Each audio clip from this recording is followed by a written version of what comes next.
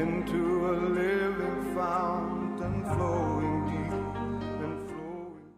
Isaiah chapter 2. The word that Isaiah the son of Amoz saw concerning Judah and Jerusalem. Now it shall come to pass in the latter days that the mountain of the Lord's house shall be established on the top of the mountains, and shall be exalted above the hills, and all nations shall flow to it. Many people shall come and say, Come, and let us go up to the mountain of the Lord, to the house of the God of Jacob. He will teach us his ways, and we shall walk in his paths. For out of Zion shall go forth the law, in the word of the Lord from Jerusalem. He shall judge between the nations, and rebuke many people. They shall beat their swords into plowshares, and their spears into pruning hooks. Nation shall not lift up sword against nation, neither shall they learn war any more.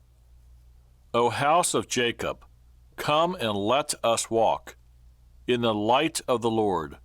For you have forsaken your people, the house of Jacob, because they are filled with eastern ways. They are soothsayers like the Philistines, and they are pleased with the children of foreigners. Their land is also full of silver and gold, and there is no end to their treasures.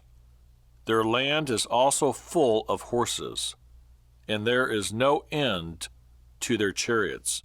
Their land is also full of idols. They worship the work of their own hands, that which their own fingers have made.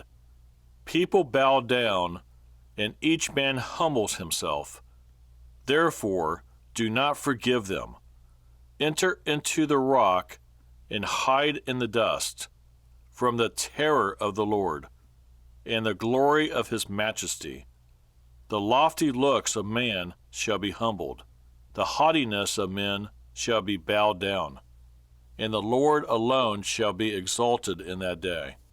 For the day of the Lord of hosts shall come upon everything proud and lofty, upon everything lifted up, and it shall be brought low upon all the cedars of Lebanon that are high and lifted up, and upon all the oaks of Bashan, upon all the high mountains, and upon all the hills that are lifted up, upon every high tower, and upon every fortified wall, upon all the ships of Tarshish, and upon all the beautiful sloops. The loftiness of man shall be bowed down, and the haughtiness of men shall be brought low. The Lord alone will be exalted in that day, but the idols he shall utterly abolish. They shall go into the holes of the rocks, and into the caves of the earth, from the terror of the Lord and the glory of his majesty, when he arises to shake the earth mightily. In that day a man will cast away his idols of silver and his idols of gold, which they made each for himself to worship, to the moles and bats, to go into the clefts of the rocks, and into the crags of the rugged rocks, from the terror of the Lord and the glory of his majesty, when he arises to shake the earth mightily. Sever yourselves from such a man, whose breath is in his nostrils. For of what account is he?